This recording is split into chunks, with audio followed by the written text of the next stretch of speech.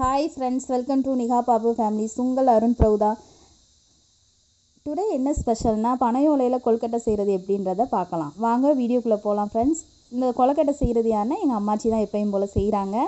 அதுக்கு தேவையான இன்க்ரீடியன்ட்ஸ் என்னென்னா பச்சரிசி நல்லா அலசி ஊற வச்சு அதை கொஞ்சம் ½ அன் ஹவர் காய வச்சு கைக்குத்தலை வச்சு உலக்கைன்னு சொல்லுவோம்ல அதை வச்சு குத்தி நல்லா சலிச்சு எடுத்துக்கிறாங்க.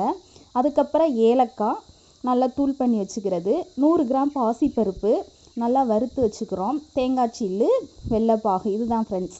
இப்போ பாருங்கள், மாவை நல்லா ஒரு தாச்சியில் போட்டு கை பொறுக்கிற சூடு, ஏன்னா சூடுன்னு சொல்லுவாங்கள்ல, அந்த அளவுக்கு நல்லா ஒரு கிண்டி எடுத்துக்கிறோம். அதோட ஏலக்காய் நுணுக்கி வச்ச தூள் சேர்த்துக்கிறோம், பாசி பருப்பு சேர்த்துக்கிறோம் ஃப்ரெண்ட்ஸ் வறுத்தது. அதப்புறம் தேங்காய் வந்து துருவியும் சேர்த்துக்கலாம், இந்த மாதிரி சில்லாக நறுக்கி போட்டும் சேர்த்துக்கலாம். எள் இருந்தால் சேர்த்துக்கலாம், இன்னும் வாசமாக இருக்கும்.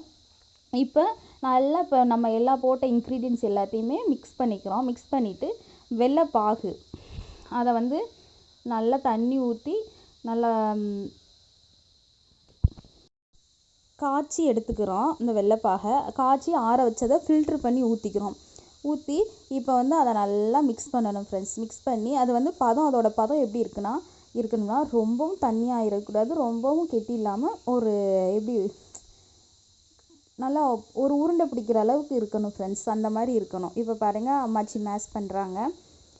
இது வந்து இந்த கொழுக்கட்டை செய்கிறது வந்து ஆடி மாதம் ஸ்பெஷல் ஃப்ரெண்ட்ஸ். எங்கள் ஊரில் ஆடி மாதம் ஆனால் ஒவ்வொரு ஊர் சைடு சேலம் இந்த மாதிரி டிஸ்ட்ரிக்ட் சைடெலாம் தேங்காய் சுடுறது எப்படி ஃபேமஸோ, எங்கள் சைடு வந்து ஆடி மாதத்தில் கொழுக்கட்டை பண்ணுறது ரொம்ப ஸ்பெஷல். இப்போ பாருங்கள், நல்லா மிக்ஸ் பண்ணுறாங்க. நல்லா மிக்ஸ் பண்ணணும் ஃப்ரெண்ட்ஸ். அதை நான் சொன்னேன்ல, கையில் நம்ம வந்து இப்படி பிடிக்கிற அளவுக்கு அது இருக்கணும். இதுக்கு மெயின் இன்க்ரீடியண்ட்டே என்னென்னா பனையோலை தான்.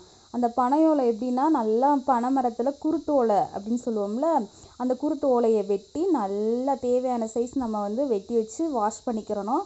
வாஷ் பண்ணிவிட்டு நம்ம பிசைஞ்சு வச்ச மாவை வந்து அதுக்குள்ளே நம்ம வச்சு கரெக்டாக இங்கே பாருங்கள் எப்படி எங்கள் அம்மாச்சி உள்ளே வச்சு நல்லா அதோட சைஸுக்கு ப்ரெஸ் பண்ணுறாங்கன்னு பண்ணிவிட்டு அந்த மாதிரியும் கொழுக்கட்டை வந்து வைப்போம்.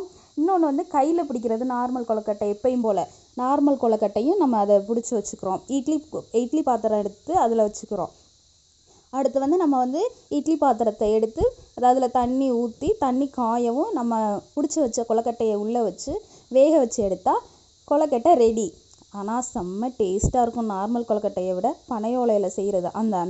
அந்த ஓலையோட ஸ்மெல் அதில் நல்லா இறங்கி சாப்பிடவே ரொம்ப வாசமாக இருக்கும். இப்போ எல்லாமே நம்ம பிடிச்சி எடுத்துக்கிட்டாச்சு. இட்லி குண்டால வச்சு ½ அன் ஹவர் வேக வச்சு எடுத்தோம்னா நமக்கு கொழுக்கட்டை ரெடி. ஓகேவா ஃப்ரெண்ட்ஸ்? இதோட மெஷர்மெண்ட்ஸ் தேவைன்னா டிஸ்கிரிப்ஷனில் போய் பாருங்கள், அதில் கரெக்டான அளவு கொடுத்துருக்கோம். சூடாகவே இருக்குது, ரொம்ப நல்லாவே இருக்குது. வாங்க ஃப்ரெண்ட்ஸ் சாப்பிட்லாம்.